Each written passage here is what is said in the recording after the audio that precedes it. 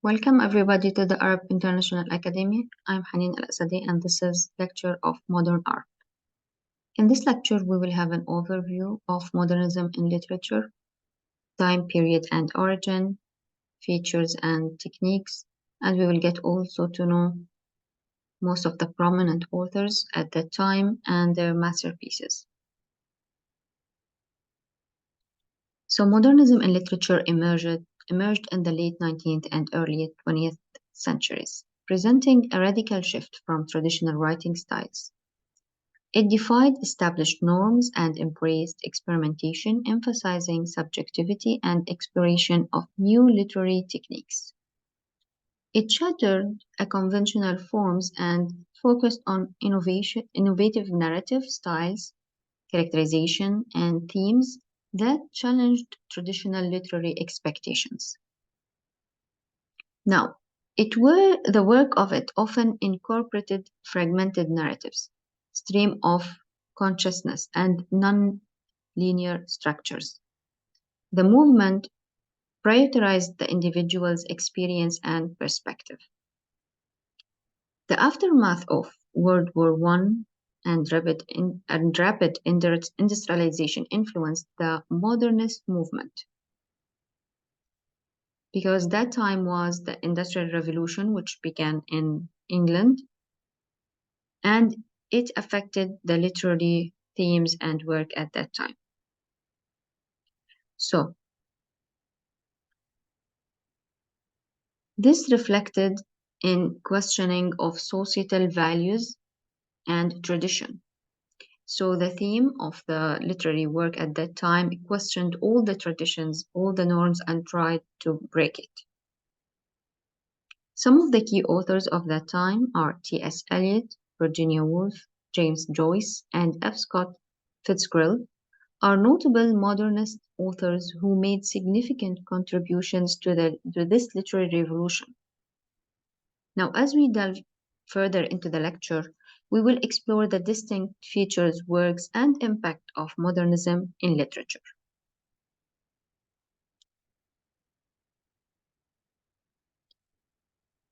Modernism is a movement characterized by a departure from traditional styles emerged in the late 19th century and gained significant traction in the early to mid-20th century. It reached its peak during the first half of the 20th century, particularly between the hard periods of World War I and World War II. This was a time of great uncertainty and profound societal change, which deeply influenced the themes and styles of modernist literature. The devastation of World War I and the hardness that followed deeply impacted modernist writers. Their work often reflected the shattered beliefs and skepticism toward traditional values brought about by the war. So the aftermath of World War II further solidified modernism as a prominent literary movement. The war's horrors and the dawning of the atomic age influenced work that questioned the very essence of humanity and society. Now, the origin of modernism can be pointed to the late 19th century, mainly in Europe and North America, as a response to profound societal shifts during the Industrial Revolution and the technological advancement at that time. So, modernism was a reaction to the radical changes brought about by the Industrial Revolution, the fast-paced urbanization, and the sociocultural shifts following the World War I. Cities like London, Paris, New York, and Vienna served as intellectual hubs for artists and writers to meet, to exchange ideas, and to push the boundaries of traditional art and literature.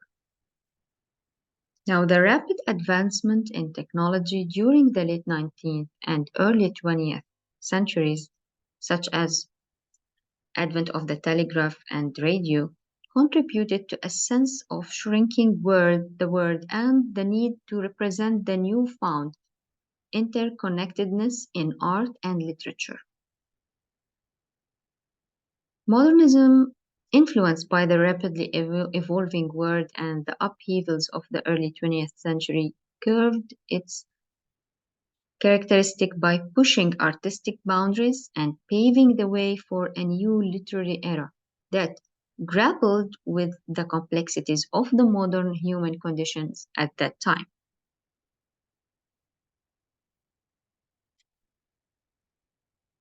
Now let's discuss characteristics of modernist literature.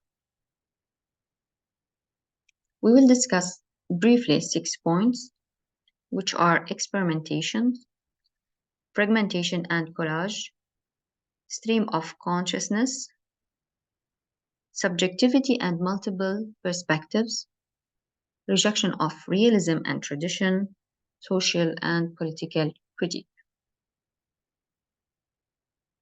So for the first point, the modernist literature fully embraced innovation. So writers ventured into a new and uncharted forms, styles, and structures, breaking away from the limitation of traditional literary convention. They break the rules of poems, rhythms, and the linear narration of any novel or form of literature. So they break all the rules and they starting to they are more free in their writing, and they started to deal with themes that were not dealt before in the era before.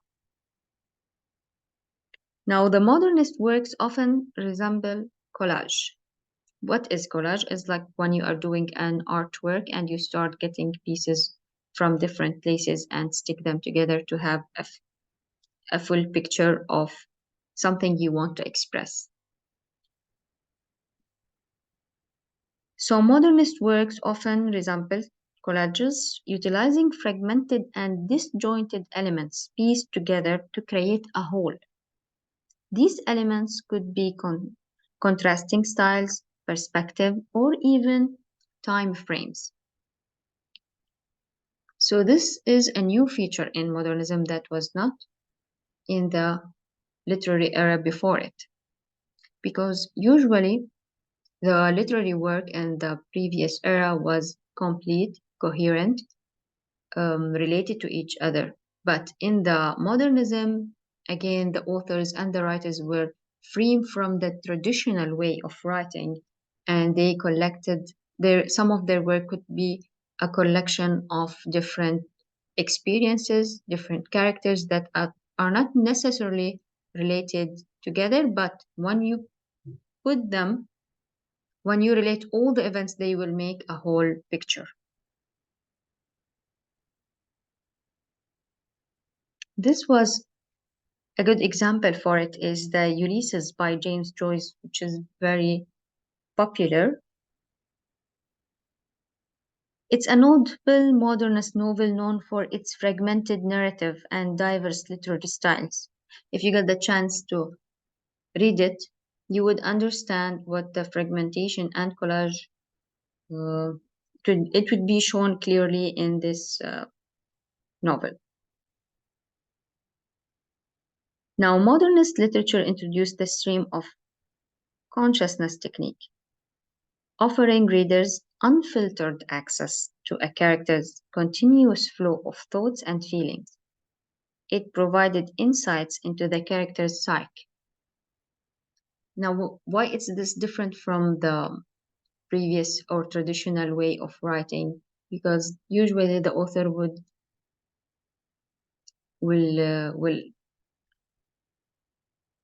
give the audience certain characteristic and certain image of his character, the one he wants to deliver the message in. While the modernist literature gets the audience in the head of the character and let the character think freely without any constrictions, without any direction from the author himself. As if you are in a mind of a real human being with different thoughts, unrelated. Everything is messed up and chaotic. So it's different from the previous era where the characters are defined and introduced by the authors from his point of view. In the modernist literature, the audience is in the mind and the psyche of the character, and the character is left freely to think. Now, subjectivity and multiple perspective. What does this mean? Presenting the world through diverse viewpoints and individual experiences. It acknowledged that reality could be different for each observer. So some of the authors will give you more than one perspective for the same incident, but it would be from different characters. This way, the audience will get the chance to see the issue or what the main point of the literary work from different perspective and from different point of views. Modernist literature rejected the constraint of traditional storytelling and realism. It challenged linear narratives and sought to reflect the fragmented and chaotic nature of the modern world. Also, the writers used their work to criticize societal norms and address political issues. They highlighted the hardship and the conditions that the community and the society lived in post-war era, challenging the status elite. So these characteristics collectively defined modernist literature, setting it apart from the literary styles that preceded it. In the era before, we had Romanticism, and then realism, and then you have the modernism.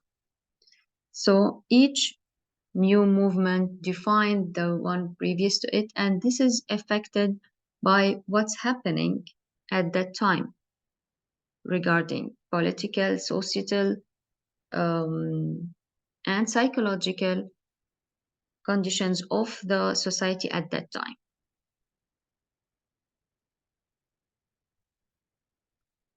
Now, what are the main genres in modernist literature? They are pretty similar to the genres of the literary movement before it, but added to it the experimental works. So we have the poetry, fiction, drama, essays, and criticism, short stories, autobiographies and memoirs, and experimental works. Now, the difference would be in the techniques and the themes used by writers and authors at that time. So modernist poetry embraced innovative forms, styles, and language. Poets experimented with fragmented narratives. Again, the word fragmented would be presented throughout the lecture because it characterizes the modernist literature. Unconventional verse structures and diverse themes. So the poetry in modernist literature or the modernist era, it didn't follow the rules of the previous poem verse structure or rhythm structure. Again, they were more free to write their poems as in like verses, but not necessarily rhyming one. And they dealt with themes that totally different from the era before it. Modernist fiction challenged traditional storytelling methods, which is the linear story when you have the setting, the introduction, the conflict, which would be the peak, then you'll have the resolution. That was the linear narrative. In the modernist literature, they defined this. They didn't follow the linear narratives. They made fragmented narratives, and at the end, it would be coherent with each other.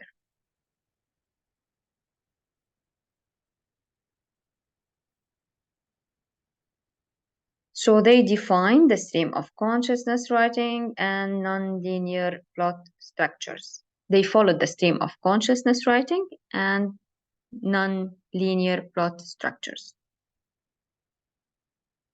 Now, regarding the modernist drama, it deviated from the conventional theoretical norms because drama was expressed by playwrights, and theater through dialogue, through the actors. So playwrights experimented with dialogue structure and themes, often exploring the human psyche and societal critiques. So the plays were different, and the characters are different. They play the characters different from the realism and romanticism era. A good example of this is the play Waiting for Godot. It's by Samuel Beckett. It is a modernist drama known for its existential themes and unconventional theoretical structure.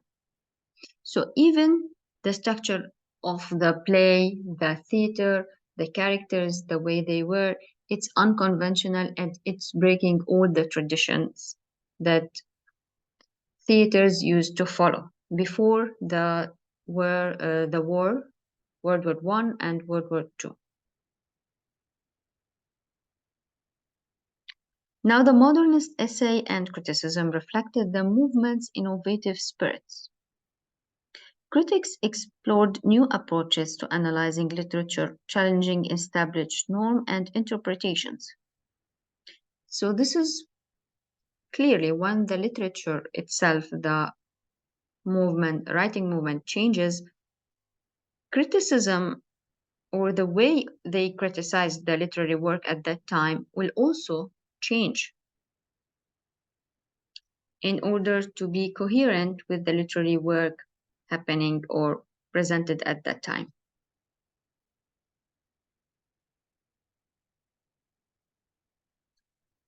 Now, autobiographies and memoirs. Modernist autobiographies and memoirs presented a departure from traditional autobiography.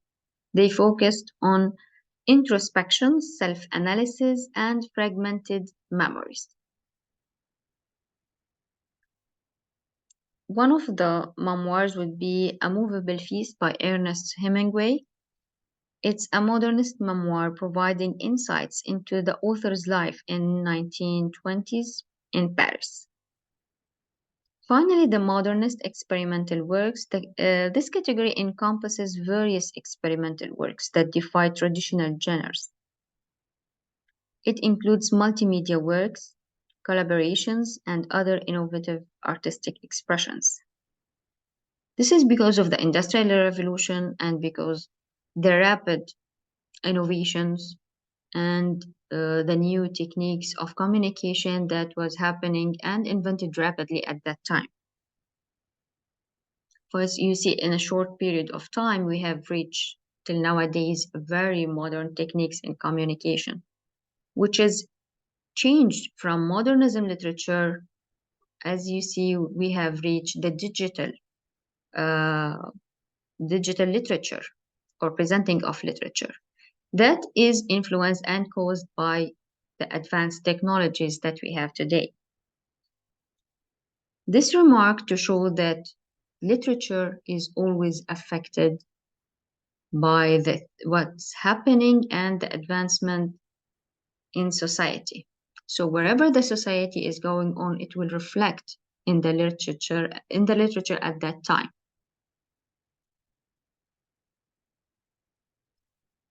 Style and techniques of writing in modern literature. Now, the style and techniques, we will discuss 8 points, which are stream of consciousness, symbolism and imagery, fragmentation and collage, free verse and experimental form, metification and self-referentiality, inner monologues and psychological exploration, narrative ambiguity, multiple perspectives. The stream of consciousness is a narrative style that provides a direct flow of a character's unfiltered thoughts and feelings, mimicking the natural thoughts process of, of normal human or normal people. It offers insights into the inner workings of the character's mind. So that's what meant with the stream of consciousness.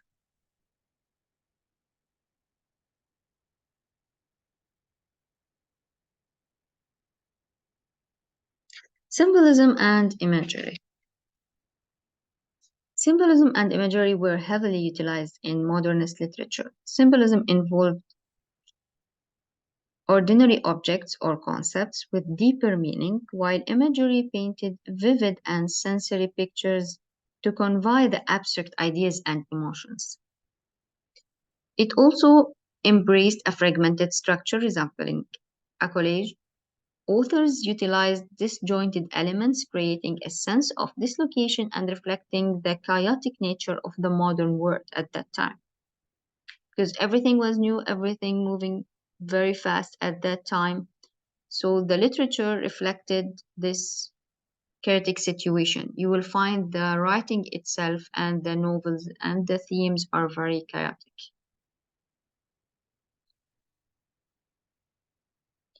Modernist poets also broke away from the traditional meter and rhythm schemes, adopting free verse and experimenting with poetic form. This allowed for greater emphasis on content and emotional impact in poetry, rather than the structure and the rhythm of the poem.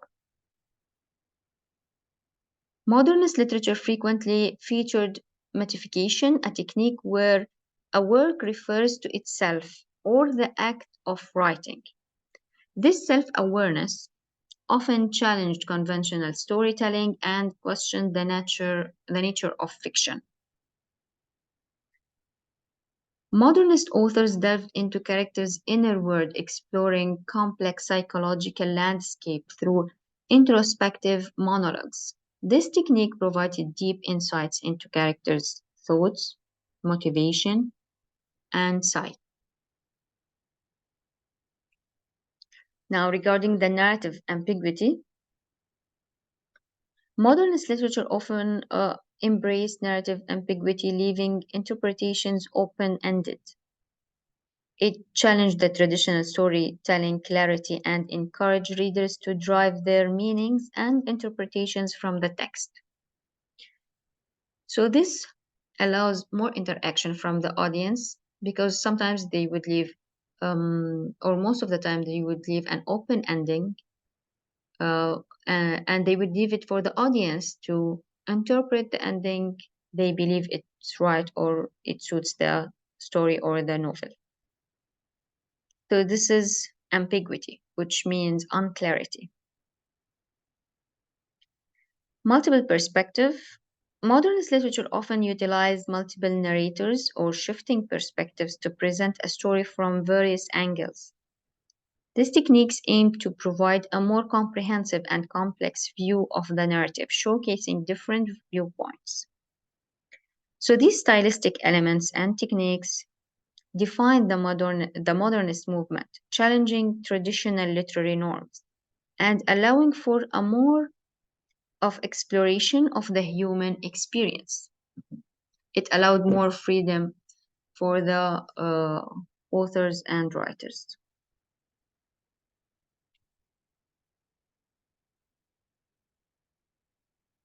Definition of postmodernism in the 20th century literature. So, postmodernism is a literary movement that emerged in the 20th century, sharply from traditional literary norms and narratives forms. It deviates from the traditional literary norms, but it deviated sharply. So, what would be different from modernism? Modernism is the basis of postmodernism, but postmodernism is more clear, more accurate, and more defying of um, the old narrative or old way of writing. So it places a strong emphasis on self reflexivity, and intertextuality, and a playful, fragmented approach to storytelling. Now we will explain these terms, what they mean. So postmodernism fundamentally rejects the conventions and principles of traditional literature. It questions established norms and storytelling techniques, seeking innovation and originality. Postmodernist works often reflected on their own creation, drawing attention to their fictional nature. So the self-awareness challenges the reader's perception of reality and narrative.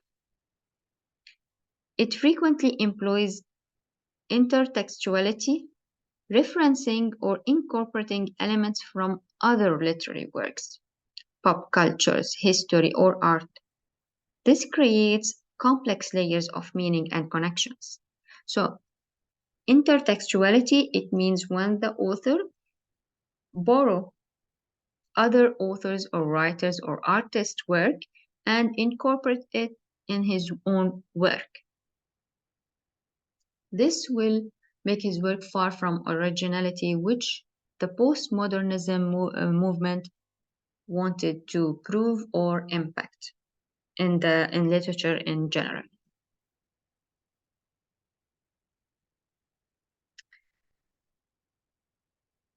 So, postmodernism also provides a critical lens through which to view society. It questions and challenges societal norms, often highlighting the impossibility of reaching absolute truths due to subjectivity of experience. It explores the effects of consumerism and technology on society and individualism. It reflects the influence of a rapidly evolving technological landscape and consumer-driven culture. It also often blurs the traditional boundaries between high culture, which is the elevated art forms, and the low culture, which is the popular mass-produced culture. This blending challenges established values and artistic values. So it challenges the values at that time. So postmodernism is often unconventional, invites readers to question and reinterpret and engage with literature in new and diverse ways. Now let's do a short comparison between modernism and postmodernism.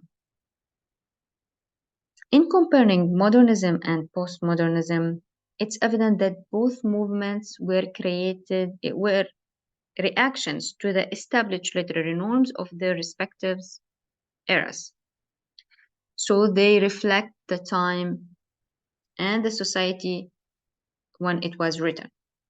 So modernism, emerging in the late 19th and early 20th century, posed a challenge to literary conventions. It experimented heavily with symbolism, seeking to convey universal truth through innovative techniques. This period was influenced significantly by the hardness following World War I, and it emphasized the author's role and the importance of originality in artistic expression.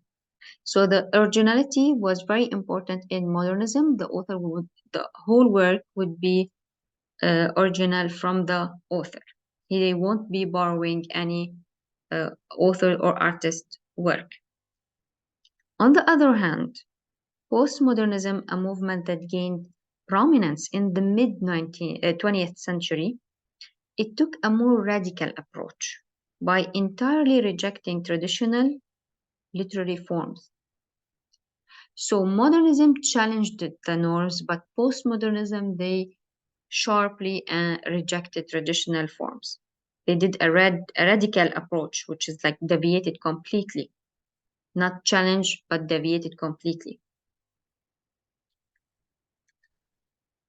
It often utilized mythification and fragmented narratives, showcasing a playful deconstruction of conventional storytelling.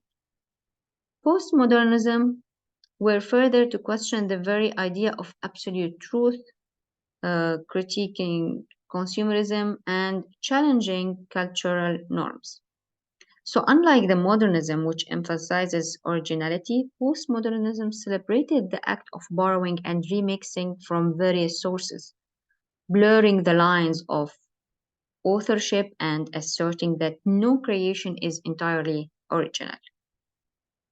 So, in the essence, while modernism sought to innovate within the bounds of established norms, postmodernism sought to break those bounds entirely, challenging the fundamental concepts of truth, authorship, and artistic expressions.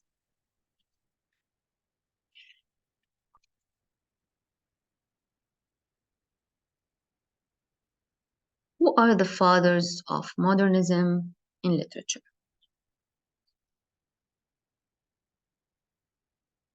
Some of the famous names at the time are James Joyce, T.S. Eliot, Virginia Woolf, Marcel Proust, Franz Kafka, Ezra Pound.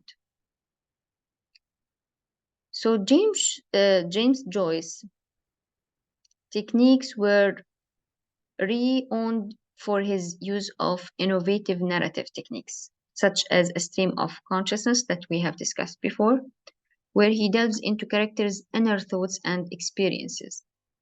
He also employed detailed wordplay, allusions, and complex structures.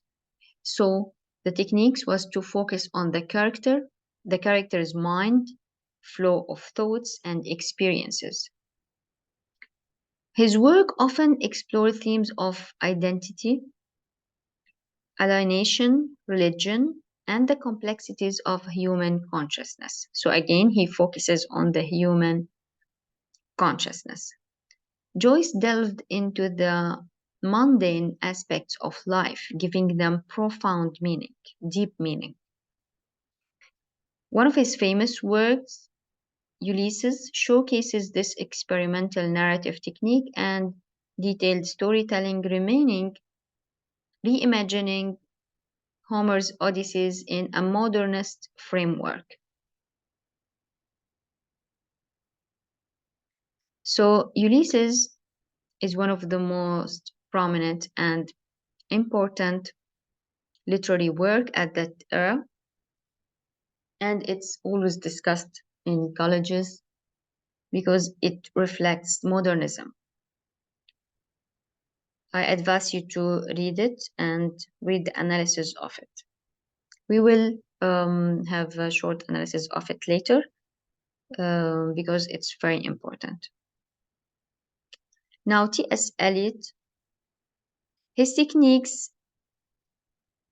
he's a poet, and his techniques in poetry was characterized by fragmented structure, intertextuality, and a mix of different voices and styles. So he used allusions from various cultures and languages, creating a layered and complex texture in his work. So he borrowed words or other authors' work. Now his themes in poetry encompassed the degradation of society, spiritual dissolution, and the modern individual's struggles for meaning in a fragmented world.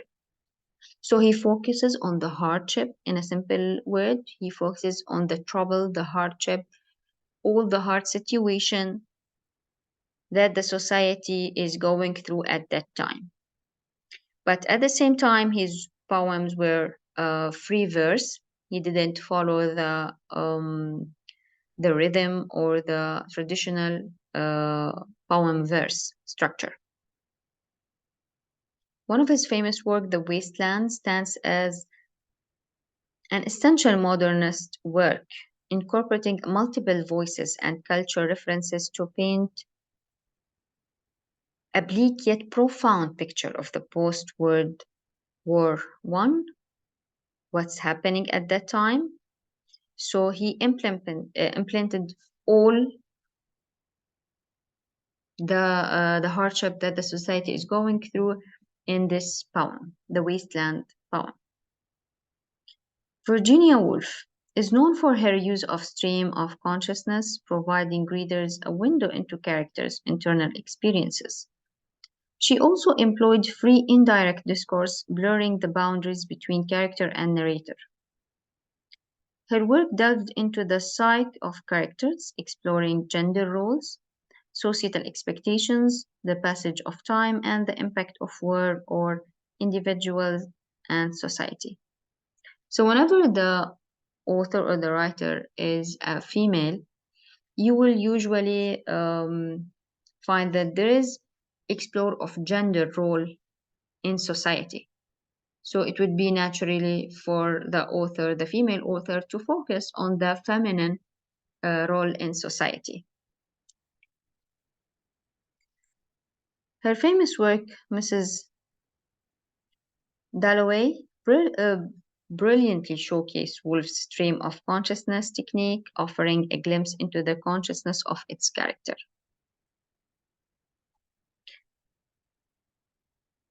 Marcel Proust. He utilized detailed, introspective, and long sentences, often exploring minute detail and memories. His works have a multi-layered narrative style that captures the complexity of human thoughts. His work themes included the nature of time, involuntary memory, the passage of time and its effect on human perceptions and relations. So he was interested on the effect of time and how it would have an impact on his character. His famous work In Search of Lost Time is a masterpiece that encapsulates Proust's innovative narrative techniques and profound exploration of human experience. Franz Kafka's works were characterized by absurdity, surrealism, and a sense of great fear. So Franz Kafka has more of, let's say, strange techniques in writing. His characters were defined normal. He often employed the use of bizarre and illogical elements to convey deeper meanings. So they could be his characters a bit far from reality. His themes revolved around alienation, absurdity of life, the struggle of the individual against an incomprehensible society, and the search for identity. These are the themes that he preferred to deal with. His famous work, The Metamorphoses, remains one of Kafka's most famous works, depicting the surreal transformation of the protagonist into a giant insect. So again, as you see, his themes are absurd, surrealism. They give a great sense of fear, ambiguity, but this conveys a deeper meaning and a deeper message. Ezra Pound is another modernism author. He was a proponent of imagism, which emphasizes clarity, directness, and economy of language. He also employed classical allusions and influences in his poetry. Themes in Pound's work encompassed a return to classical literature, a critique of modern society, and a search for a cultural and poetic rebirth. His famous work, The Cantos, is a key word by Pound, reflecting the modernist ideas and experimental style. So he was direct, clear, and he didn't use much words to express what he wants to say. That's what I mean by an economy of language. So these techniques and themes were vividly expressed through their famous works, reflecting the core principles of the modernist literary movement. So again, we have discussed the techniques and themes of the famous authors and poets at that time, and this reflects the definition of modernism and techniques of it. Now we will discuss two novels or stories and two poems so we could understand modernism more. Ulysses by James Joyce. The story in a day. Ulysses takes us through a day in the life of Leopold Bloom in Dublin, Ireland. It's like a literary microscope zooming into the detail of one person's experience. This book shook up how stories were told. So it made a shock for the authors and for the audience at that time. Instead of straightforward narrative, it dives deep into characters' thought and feelings, like you're reading their minds. So instead of focusing on the events, it focuses on the thoughts and feelings of the characters. So just as life can be confusing, Ulysses mirrors this confusions. It mirrors, it means it reflects it. It explores big questions about our identity, love, reality, and more. The aftermath of the World War I influenced this scene of uncertainty. So James Joyce, the author, loved to play with words. He used various writing styles and even different languages. So reading it can be a bit like solving a language puzzle, challenging but exciting at the same time. So sometimes he used words from different languages. Ulysses isn't just a book, it's a journey into the human experience. Even though it might pose a challenge to read, it's an adventure through someone's thoughts and emotions.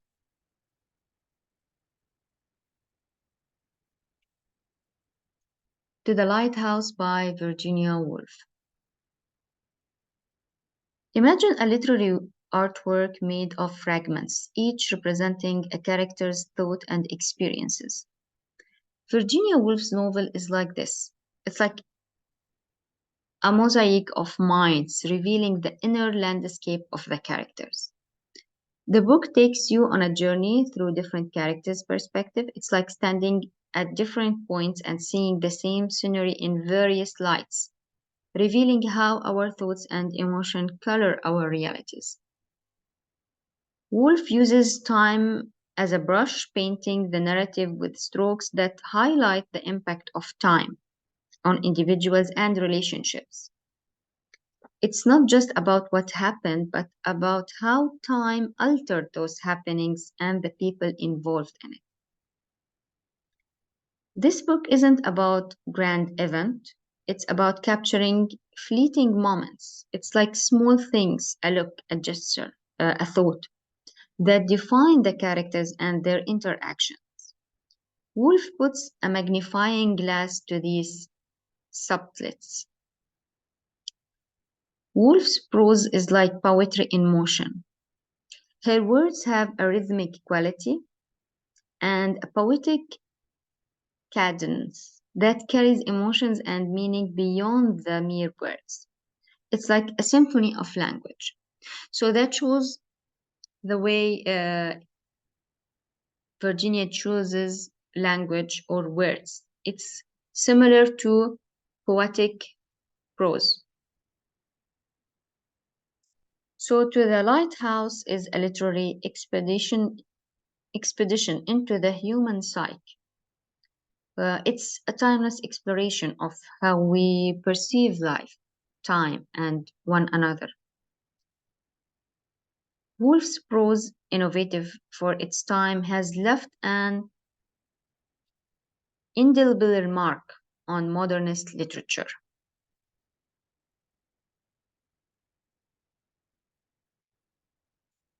The Love Song of J. Alfred Prufrock by T.S. Eliot. This is a poem.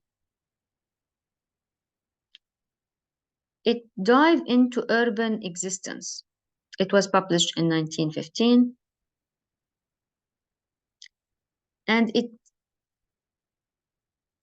imagine a cityscape painted with words, and within it the mind of J. Alfred Prufrock navigating the streets of the society.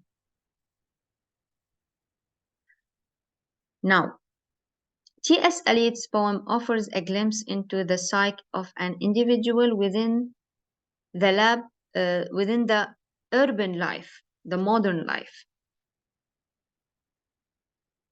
The poem is like a musical composition, with each stanza representing a movement of Prufrock's thoughts.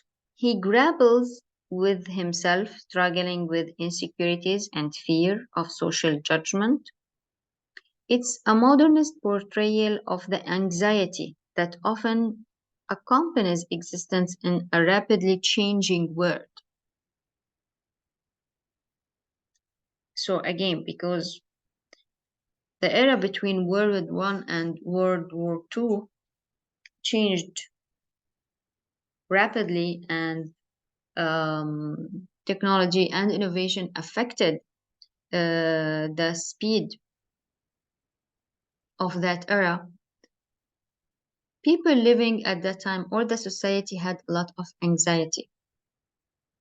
Anxiety because they are not able to adapt as fast as the circumstances are changing. So this poem reflects this anxiety. Now, Eliot's poetic style here is fragmented, resembling a collage of thoughts and feelings. It mirrors the fragmented reality of the modern world. Prufrock's mind, like the city he lives in, is a collection of disjointed experiences. So, the imagery is a blend of the mundane and the surreal, reflecting Prufrock's dissociation from reality.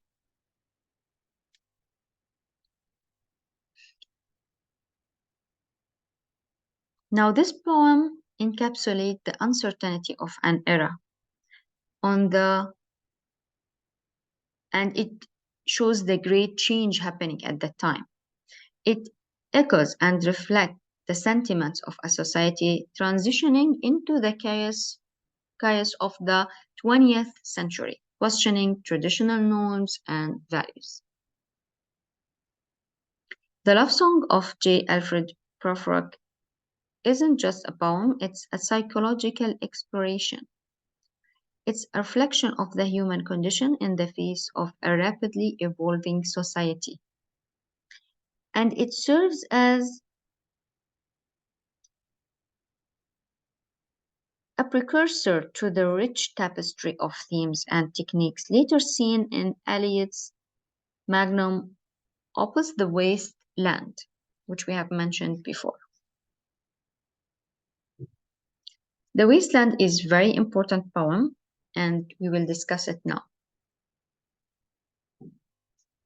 So, The Wasteland by T.S. Eliot, published in 1922.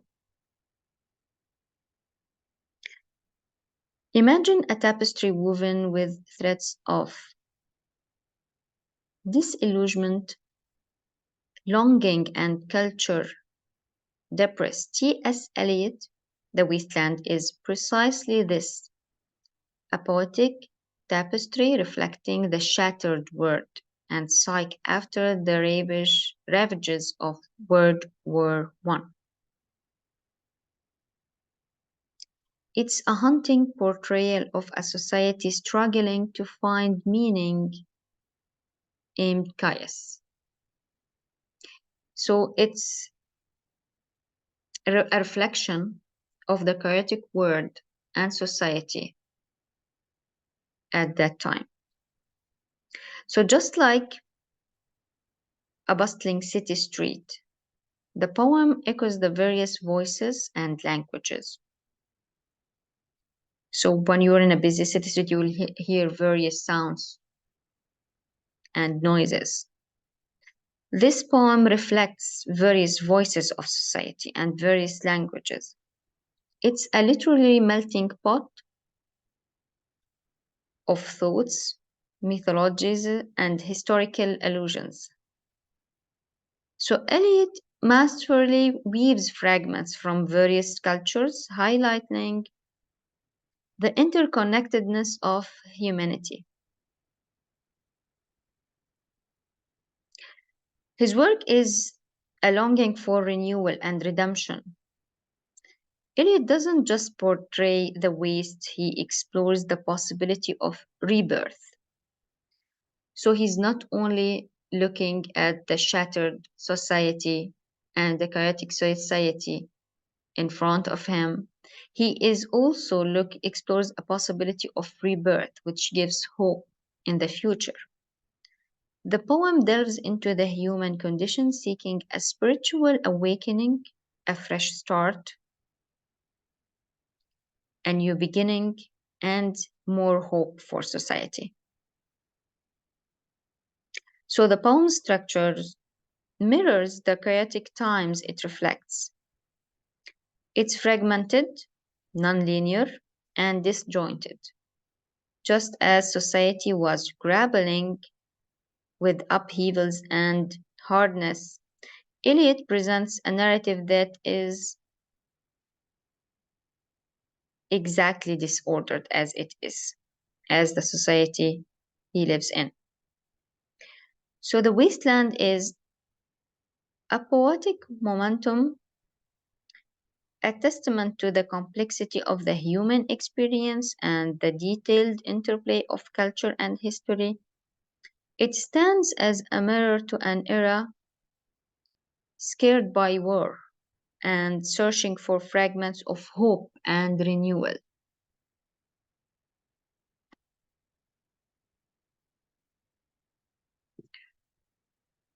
Now, what is the impact of modern literature? Now we are getting closer to the end of the lecture, and we have discussed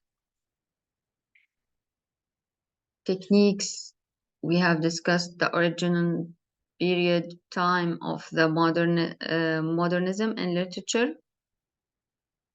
We want to know what was the impact of this movement in literature and in the society at that time. So modernist literature emerging the late 19th and early 20th century re-evolutionized storytelling by pushing the boundaries of traditional styles. It wasn't just a literary experiment. It was a call to question societal norms and delve into profound philosophical inquiries. The backdrop of a world shattered by World War I infused modernist works with a sense of disillusionment, mirroring the fragmented reality of that time. The legacy of iconic modernist authors like James Joyce and Virginia Woolf continues to inspire writers, transcending generations. Moreover, the influence of modernist ideas extended beyond literature, permeating art, music, and film, breaking down conventional boundaries and fostering interdisciplinary creativity.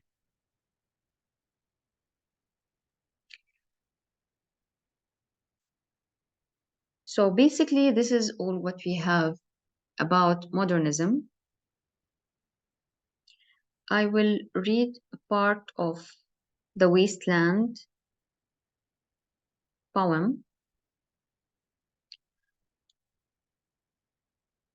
to give you a glimpse of what we are talking about and the society that at that time, the hardness they had at that time.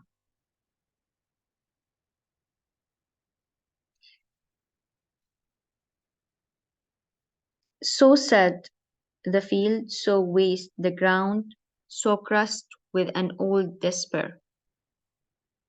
A woodchuck's burrow, a blind mole mound, and a chipmunk's stony lair seemed more than it could bear.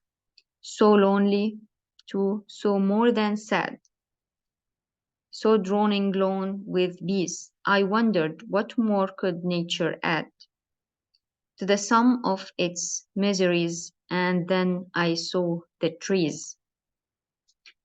As you see, it had sad feelings, and he used the waste, sad, waste, lonely, more than sad, droning. But at the very end, this expressed the shattered society, the shattered and chaotic society he lived in after war. But at the very end of the poem, he said, and then I saw the trees. The trees represents hope, nature, future, growing, and rebirth.